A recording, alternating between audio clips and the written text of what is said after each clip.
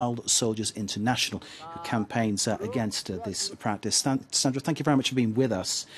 In terms of what happens, in terms of the actual experience these children go through, it's incredibly difficult for most of us to imagine.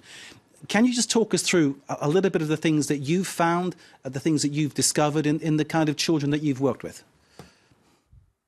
I think firstly, one point that I'd like to make is that when children are recruited and used by armed groups, they are not merely recruited in fighting roles, which people might quickly think of, but they are recruited to perform various types of services and roles. So they could be recruited to be used as porters, as spies, for domestic and sexual purposes. And we're talking about both boys and girls. You roughly estimate that almost up to 40% of all children used and recruited by armed groups worldwide are girls. Indeed. So in terms of the things that these children have suffered and what they've seen, getting them back towards some kind of normality must be an immensely difficult task. Well, it is, but fortunately children are very resilient, and if they are given the right support and the right conditions to come home and to reintegrate back home, the vast majority of them will actually bounce back. But to be able to do so, we need to give them the right conditions, and this include being welcomed home by your family and your community. So meeting some friendly faces who have patience with you, who welcomes you home. And then you need to find your role and your position back into civilian life in community to get a sense of normalcy and structure. So this can often be given by schooling, education, for example. It's very effective in that sense. In terms of what these children are forced to do, you outlined that many of the tasks that fall to them are not what you might sort of see a child soldier doing in terms of fighting. But indeed, a lot of these children see things that will seriously live with them all of their lives. Yeah, they do. Many of them suffer terrible experiences.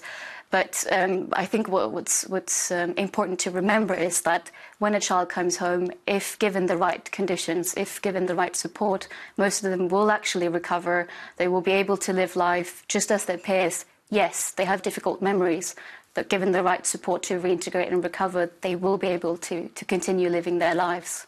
As you're talking to us, Sandra, we're seeing propaganda videos from the Islamic State group.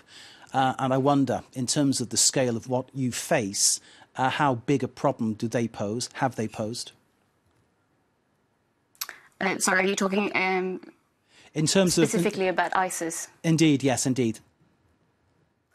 Well, it's been a huge issue in Syria, but it's not the only country where children are recruited and used, unfortunately.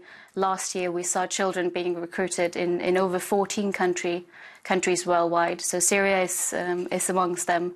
Iraq, Yemen, South Sudan, Afghanistan are other countries where children are being recruited. I think ISIS is a very violent group. Everyone has seen terrible pictures from Syria.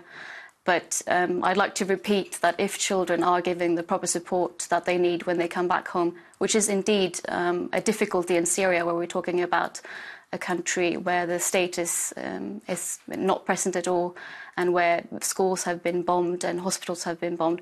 But if we can provide basic services such as education, such as just some family support for children, they will recover. That point, I think, made very, very clearly. Sandra OLSSON, thank you very much indeed. May your work continue to get through to help those children who clearly need all the support that you can give them. Sandra OLSSON of Child Soldiers.